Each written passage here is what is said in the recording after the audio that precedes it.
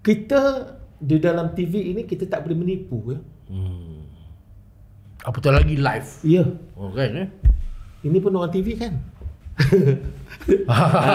Dia lupa saya kenal dia ni.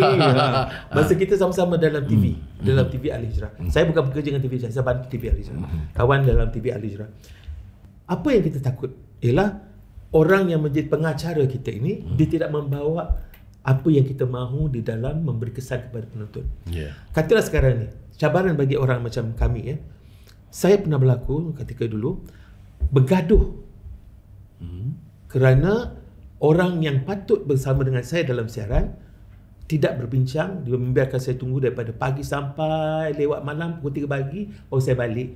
Dia tak muncul-muncul nak membincangkan. Tetamu ke partner? Partner. Oh okey. Kalau tetamu tak kisah. Partner. Bermakna kita nak bersiaran ni dia tak jawab telefon.